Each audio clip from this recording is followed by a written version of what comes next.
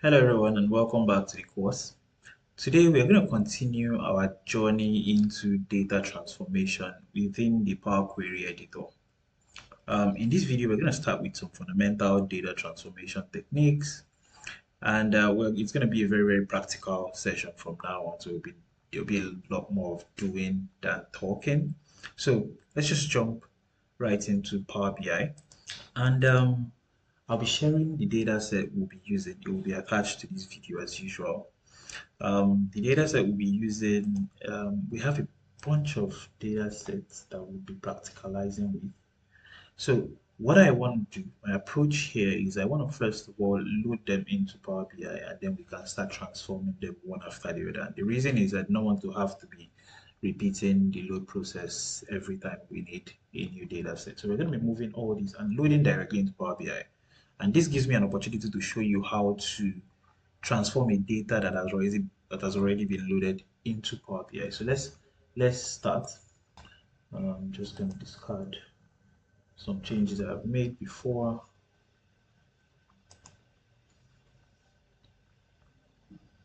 Okay, good. So let's start. I'm going to click on Get Data, and I have a bunch of CSV files I will bring in. They are in the cycles raw data files. So I want to bring in this. I'll start with the cycles age group. And so I'm just going to load it directly, not transforming yet. So I'm just going to load this directly.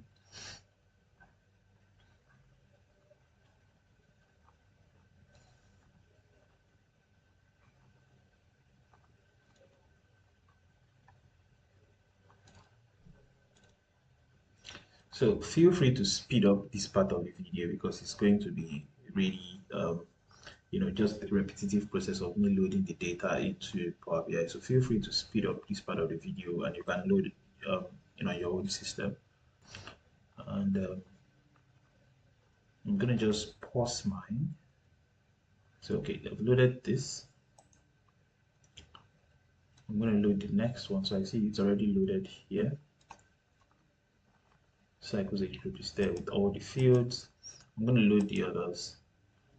Text files, same process. Cycles calendar.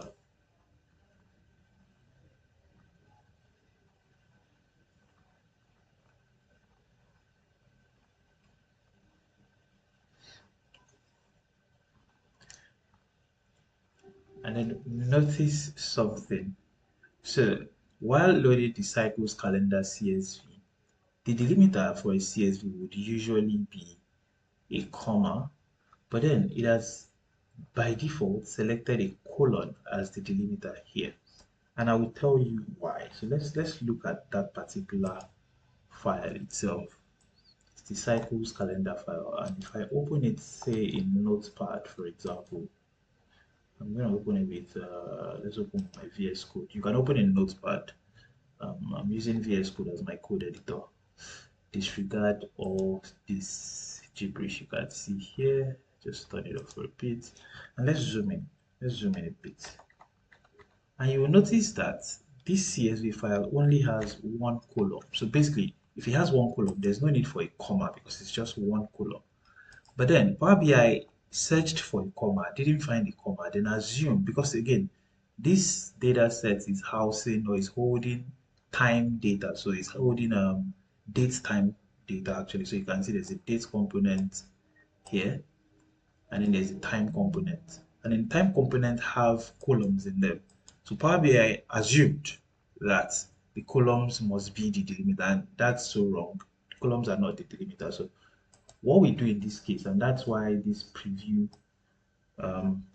stage is very important. What we do is just to correct Power BI that see there's the column and not the delimiter, it's a comma separated file, and the preview is going to update, and you can see now we have our column here, just one column, and I'm going to load it directly into Power BI. I see some issues already, and this will be taken care of when we are transforming later. So I'm going to just load this directly into Power BI.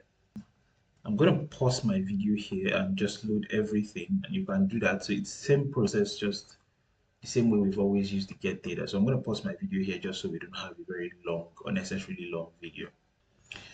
So we're done. If you've done it correctly, you should have about 11 data sets: cycles age group, cycles calendar, cycles gender, cycles product category, cycles product subcategory, cycles region, cycles sales 2019 and 2020, and pivot demo. So if you've done it correctly, you should have all this in your Power BI. Now, I just loaded directly just so I can show you how to transform data that is already loaded into Power BI. So there are two ways to go about that. The first way is when you have I'm just going to expand this a bit. You could just hover on any of the data set, and there's this ellipsis button, that's the three dots, one, two, three. If you click on it, it gives you more options, and you can click on edit query. So if you click on edit query, it opens up the Power Query editor for you, and you can edit or transform that particular selected um, data sets that you've selected. So I'm just going to close this, and we're going to try the second method of getting to the Power Query editor. So the second method is again still selecting your data set. In the Home tab of your Power BI, you see there's this symbol here that looks like a pen and a calendar-ish thing. You could click on it and you see there's a drop down by it, and you click on just transform data there, or you could just click on it directly and click on transform data. And again, it takes you to the Power Query editor. So those are two different ways of getting to the Power Query editor. So I'm going to close this again. And I want us to start by cleaning one of the data sets. And I'm going to start with the PsycProd data set. So let's click on PsycProd and then open the query editor for PsycProd. Another thing is, while you're in the query editor, you don't have to actually close. I should probably say that you don't have to close to switch between any of the data sets. I'm just going to move this out of my way. So you don't have to close. You can just switch. All your data sets are here. So you can see cycles age group. I could just edit it as well. Cycles calendar, I could edit it as well. Cycles gender. But I'm focusing on PsycProd for now because it's quite dirty. Deliberately so. Made it deliberately dirty so we can do a bit of cleaning for it. So we're in Power Query Editor, and first of all, I would like to talk about some of the ribbons at the top and some of these task bars at the top. And first, looking at the Home tab, there's a number of actions you can perform in the Home tab. First, you could even bring in data from a new data source into Power Query Editor directly from the Home tab. So say you have another data source, just the same way you use the get data, you can use this as well. You could bring data from the most recent data source into Power Query Editor directly. You could enter new data. So if you're that kind of guy that likes manually entering data, you could actually also enter new data or paste in new data here. We'll talk about data source settings later, but yeah, you could also adjust that here. You could define parameters. We'll talk about that later. Now, some modifications you can do on your data set is you could remove columns or rows, right? So in data, not all data, ideally in the real world, data is never clean, to be honest. And you would have to do some modifications on that data. So things like removing columns that you do not need, just so your data is not that large, or removing rows that you do not need, just so your data is not that large. Basic operations you perform to clean data in um, data transformation. So you have buttons that allow you to do that. So you have remove columns, remove rows, you could split columns, you could change data types, etc. And all this can be done that can be found on the Home tab. The Transform tab allows us, you know, modify existing columns, right? So basically we have existing columns and we can split those columns, for example. we can group those columns, we can transpose those columns, etc. We can replace values, we can pivot the columns. So we find actions like that in the transform tab. In the add column tab, basically this allows us to create new columns, right? So we can create new columns based on conditional rules. So say, oh, if so rule is met, just like the if function in Excel or the case function in SQL. So if so rule is met, do this, right? So we could also create index columns. We'll be looking into all this in a bit. The view, we already talked about that. It just shows us different things like column distribution, column quality, etc. So let's start. We're starting off with this slide for table. And one thing you would notice is the data is dirty. So you would notice that the actual, let's open the CSV itself. And so we can see the CSV itself. So let's open the CSV itself, SciProd. I'm going to open with Excel so you can see it clean.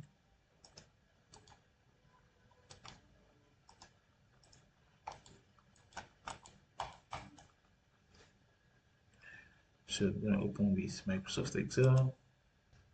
Okay, so yeah, here it is. So you can see the Microsoft Excel, and you can see that the data is not clean. It contains, let's expand this a bit.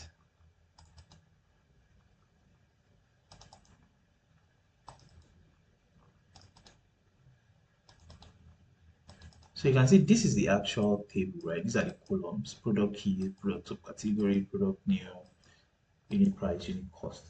But we have this whole part that is not part of the data, and it's something we should want to remove so we can have the actual table and start analyzing. These parts are dead in data, they are unneeded data, so they are there, we do not really need them. So that's what we want to start by removing. Let me just move this, don't save. We want to start by removing all this dirt in our data, right? And we'll be using one of the functions in our own function. We'll be using the remove column, remove rows, right? So we have this stuff that removes rows.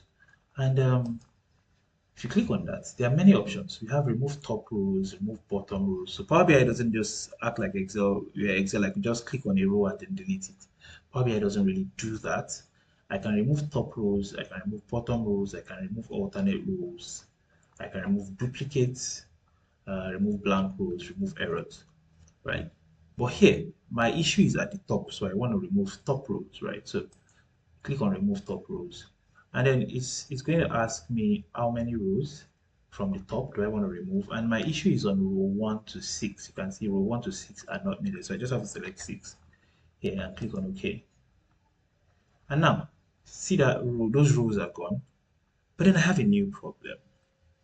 My new problem is my column names. If you look at it, my column names are actually in row 1: product key, product subcategory, product new, unit cost, unit price. My product names, my column names are actually on row 1, and they shouldn't be, they should be in the column. And Power BI allows us to fix that. So there's also a function that says use first row as headers. And if I click on that, you can see it has two options. Either you want to use first row as headers or use headers as first row. But here we want to use our first row as the headers. So I'm going to click on use first row as headers. And you can see that my product key, my product subcategory have been promoted to the headers. Now, I want us to notice something. Now, I'm going to just undo that a bit.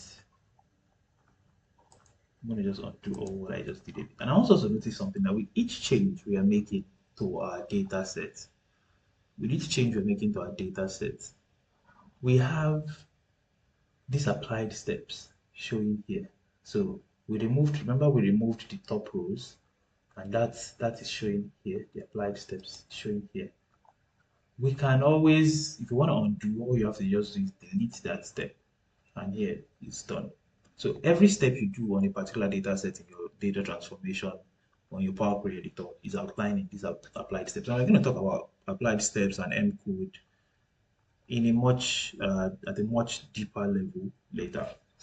But for now, just know that we have our applied steps for every change you make. So let's go back and make that change again. Remove rows, remove top rows, and I want you to watch the applied steps. When we're removing the top 6 rows, I'll click on OK. And you can see we now have removed top rows as one of our applied steps. When we promote our first row to become headers, you can see we also have promoted headers and then change type. That's because when it promoted this to headers, before this were headers, this field was, let's go back again. I want us to see something. So as at this point, if you look just towards the left of your column names, you will see some symbols there. For example, this column has ABC, ABC, ABC, ABC, ABC, and that ABC signifies that this whole column is holding text files. Text files. It shouldn't. I mean, they should be numbers, right? And we can always change that. If you click on that data, on that symbol, you can change the data type. But again, we won't be able to change this to numbers because of this value here, products of category. So when we promote the first row as headers, Power BI does 2 steps. First, it moves the first row to become headers, and then it changes the data type because you can now see that all what's in this column is no more text files, and you can see it's changed to 1, 2, 3. So they are now numerical files, numerical data rather. So they're fixed, or they are whole numbers, right? And this is now a decimal number. Power BI recognizes that already. So we've been able to do some cleaning to this particular data set, right? And in the same way, we can remove rows, we can also remove columns. So for example, assuming we do not want, and I think we want it, but assuming we did not want the unit price, I'm going to put it back. I just want to just delete it for now. We just click on that column and click on remove column, right? There are 2 options if you click on the drop down. There's remove this column or remove other column. So if you click on one and say remove other columns, it only keeps this. But if you click on remove column, it removes that column. And you can see in our applied steps we've removed that column. But I want to bring this back. I do not want to take it out. So I just want you to see you can remove rows, you can remove columns. Oops, I made it. Okay, so I did it. It's back. So now we're done cleaning this particular data set, and it's clean. You can agree it's clean. If you look at our column quality just to see if everything is fine, if we look at our column quality, we can see that 100%. It's all clean. There's really no issue, right? So assuming everything is fine, and I want to stop the video right now because it's getting too long, and we'll talk about other data transformation tips in the next video. Assuming everything is fine with this, we just have to go to home, and then there's close and apply. Click on close and apply, and click on close and apply, and then it applies all those changes you've made. If you do not apply those changes, it will not be the transform data will not be loaded into Power BI, but it applies all those changes we've made. And if I go to Psych, okay, let's allow it load. Okay, so if I go to Psych Prod, I can see my new column names: product name, product key, product subcategory, unit cost, and unit price. So my data is clean to that point. So we'll pause this video here for now, and in the next video we'll look at other data cleaning methods that we can use to get our data from being messy to being clean and ready for analysis. So stay tuned.